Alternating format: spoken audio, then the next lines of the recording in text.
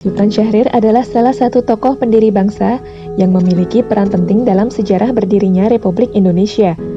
Meski berbadan kecil, ia dikenal sebagai sosok dengan pembawaan yang tenang dan pemberani.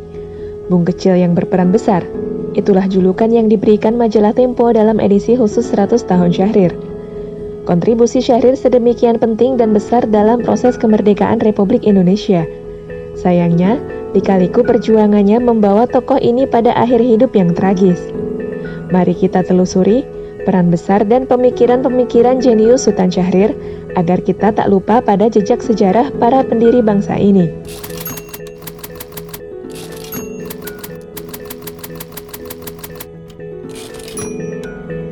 Lahir di Padang Panjang, Sumatera Barat pada 5 Maret 1909, Sultan Syahrir merupakan putra dari Muhammad Rasyad, seorang penasehat Sultan Delhi dan kepala jaksa di Medan.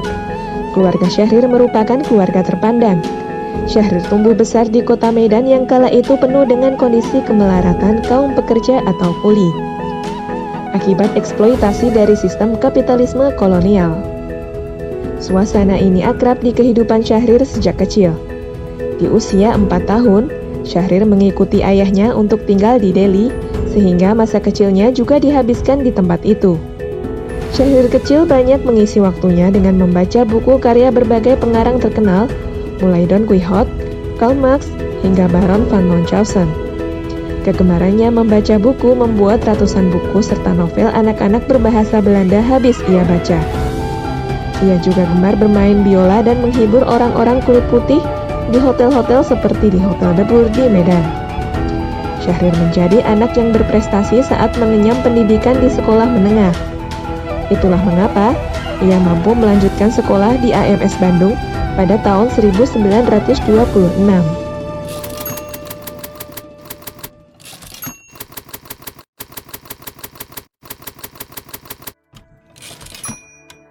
Selama di Bandung, Syahrir aktif dalam kegiatan di sekolah AMS.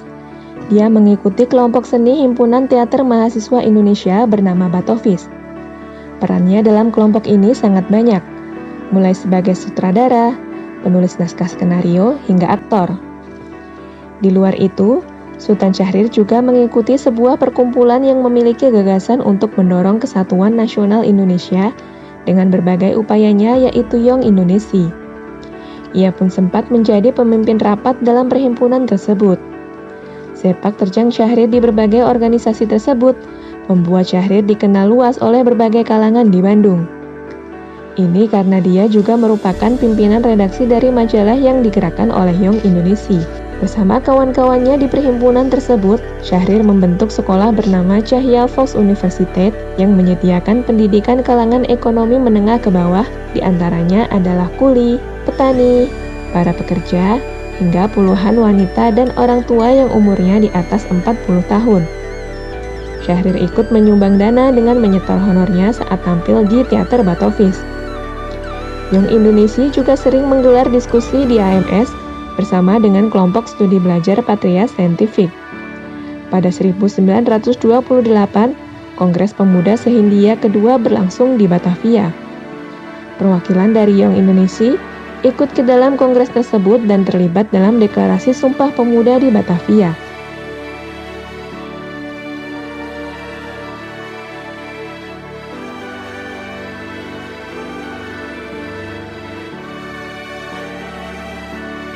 Usai menamatkan pendidikan di AMS Bandung tahun 1929, Syahrir mendapat beasiswa untuk melanjutkan pendidikan di Fakultas Hukum Universitas Amsterdam.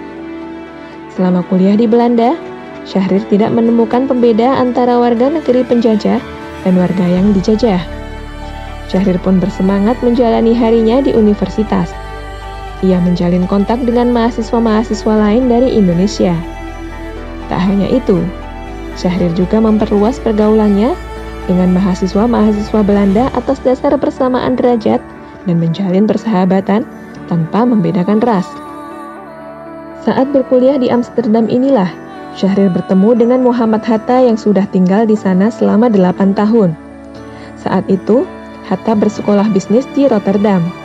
Ia juga dikenal dalam dunia politik Belanda dan menjadi ketua Perhimpunan Indonesia yaitu organisasi mahasiswa patriotik dari Indonesia yang berada di Belanda. Pada 1929, Syahrir masuk menjadi bagian dari organisasi tersebut dan dibimbing oleh Hatta. Selanjutnya, Syahrir dikenal sebagai bapak politik luar negeri bebas aktif yang menjadi peletak dasar diplomasi bangsa kita. Syahrir menawarkan bantuan beras kepada India sebagai langkah cerdik untuk menaikkan pamor Indonesia di mata dunia dan menembus blokade Belanda. Belanda pun hanya bisa membuntuti kapal-kapal barang tanpa bisa berbuat apa-apa.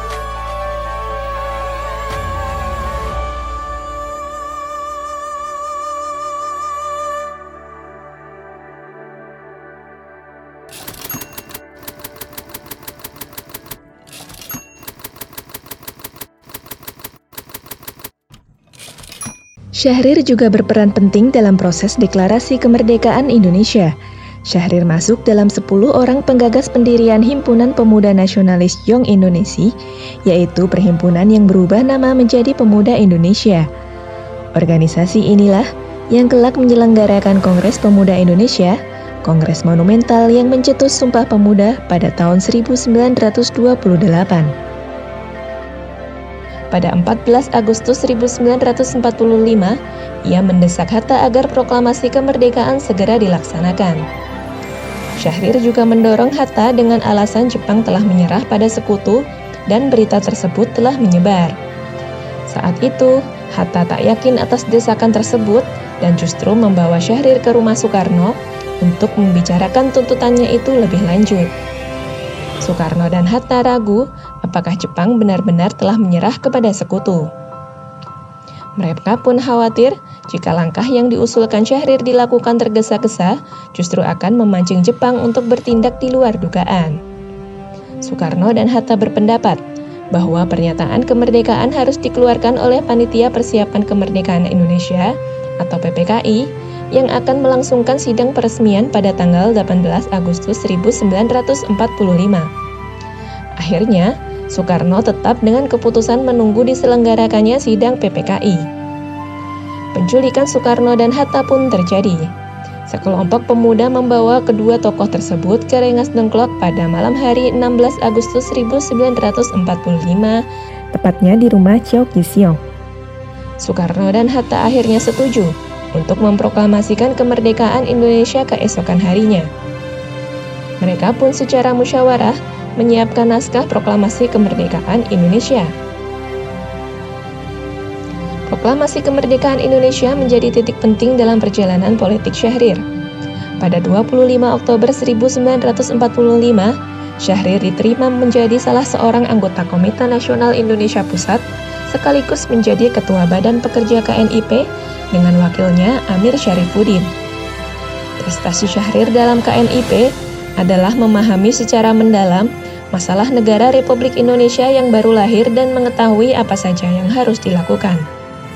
Banyak yang pro dan kontra dengan kepemimpinan Syahrir dalam KNIP, namun sejarah menunjukkan bahwa ketika ia menjadi Ketua Badan Pekerja KNIP, lahirlah Maklumat nomor 10 yang memungkinkan lahirnya partai politik di Indonesia.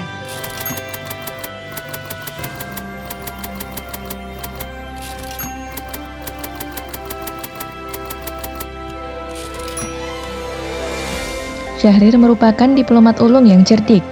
Ia dilantik sebagai Perdana Menteri pertama Indonesia pada 14 November 1945 di usia 36 tahun. Ia aktif memperjuangkan pengakuan kemerdekaan Republik Indonesia di dunia internasional. Ia juga menggagas pameran kesenian untuk mematahkan propaganda bahwa Indonesia negara yang brutal, suka merampok, dan membunuh. Perannya memajukan seni rupa modern Indonesia tak banyak diperhitungkan. Padahal selama menjabat sebagai Perdana Menteri, ia mengadakan 2 pameran seni rupa. Pameran seni ini diliput dan dipublikasikan oleh wartawan internasional. Syahrir menjadi arsitek perubahan sistem pemerintahan Indonesia dari presidensial menjadi parlementer. Saat Indonesia memberlakukan sistem presidensial, menteri dalam kabinet ditunjuk langsung oleh presiden. Sebab kekuasaan tertinggi ada pada presiden selama sistem presidensial diterapkan. Hal ini ditentang oleh kalangan sosialis Komite Nasional Indonesia Pusat yang saat itu dipimpin oleh Sultan Syahrir. Menurut mereka, sistem ini akan mengarah atau mengacu pada autokrasi dan diktatorisme oleh presiden.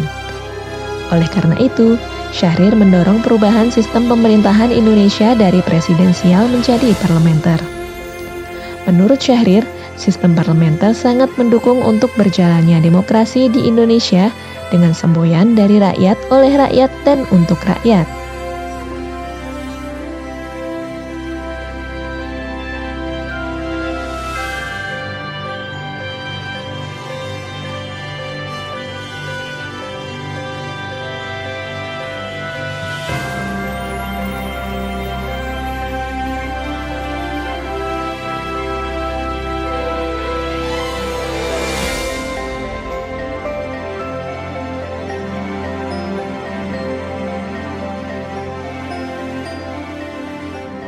Syahrir adalah tokoh pergerakan dan pemikiran-pemikiran briliannya mampu mendorong lahirnya hal-hal baru dalam kehidupan berbangsa dan bernegara. Ia mundur dari jabatan Perdana Menteri pada 7 Juni 1947, digantikan Amir Syarifuddin. Setelah itu, Syahrir mendirikan Partai Sosialis Indonesia pada Februari 1948, namun partai ini hanya mendapat 4 kursi di parlemen pada pemilu pertama tahun 1955.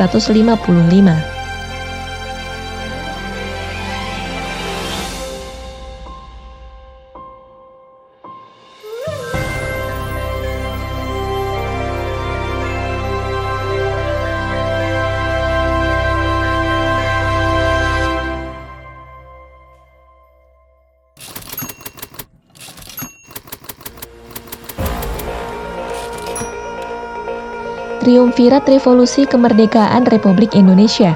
Syahrir yang merupakan tokoh sosialis, Bung Karno sebagai tokoh nasionalis, dan Tan Malaka sebagai tokoh komunis merupakan perpaduan yang membuat gagasan dan sudut pandang pendiri bangsa kita begitu kaya kala itu. Perbedaan ideologi menjadi hal yang biasa. Syahrir yang konsisten anti-fasis misalnya menolak bekerja sama dengan Jepang dan percaya Indonesia bisa merdeka tanpa campur tangan Jepang. Sementara itu, di kemudian hari hubungan Syahrir dengan Bung Karno kian memburuk dan saling mengkritik. Hingga pada tahun 1960, Masyumi dan PSI yang didirikan oleh Syahrir dibubarkan oleh Bung Karno karena dianggap terlibat pemberontakan PRRI. Pada tahun 1962, Syahrir ditangkap bersama Natsir tanpa proses peradilan. Ia ditahan di Madiun, lalu dipindah ke Jakarta.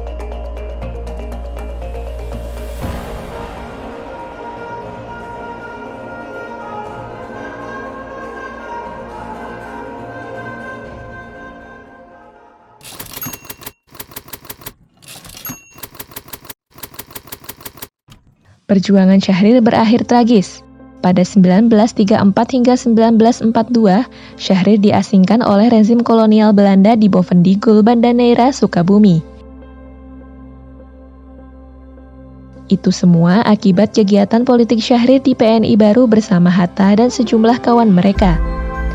Pada Agustus 1960, PSI dibubarkan dan Syahrir ditangkap karena dianggap terlibat dalam pemberontakan PRRI. Gerakan ini merupakan gerakan oposisi pemerintah daerah terhadap pemerintah pusat.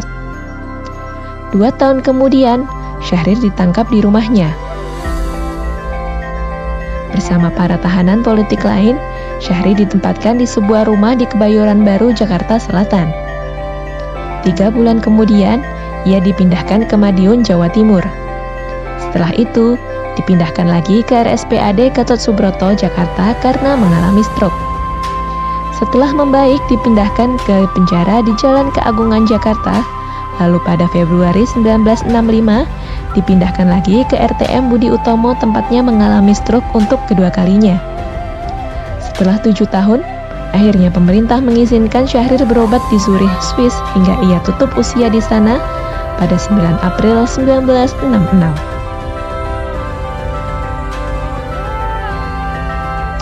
Jenazah Syahrir dipulangkan ke Indonesia dan dimakamkan di Taman Makam Pahlawan Kalibata, Jakarta. Sebagai tanda jasa, Indonesia memberikan gelar Pahlawan Indonesia melalui Kepres nomor 76 tahun 1966. Meski akhir hidupnya tragis, Syahrir telah banyak berkontribusi dan meninggalkan warisan pemikiran bagi Indonesia. Kiprah dan gagasannya masih terus menginspirasi generasi muda yang tergerak menyelami pemikiran besarnya.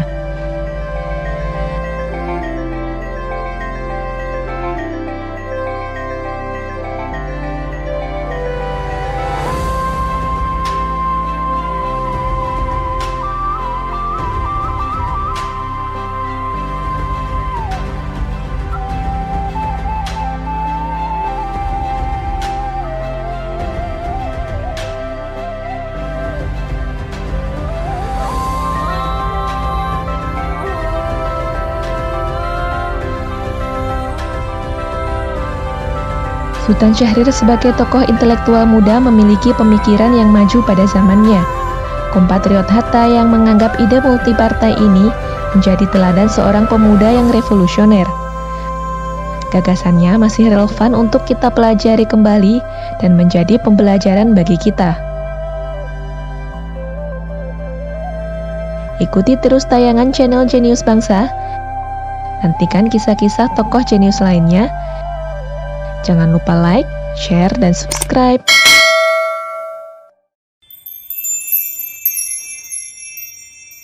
Channel Jenius Bangsa diproduksi oleh Pusaka Indonesia, bekerja sama dengan Nusantara Center.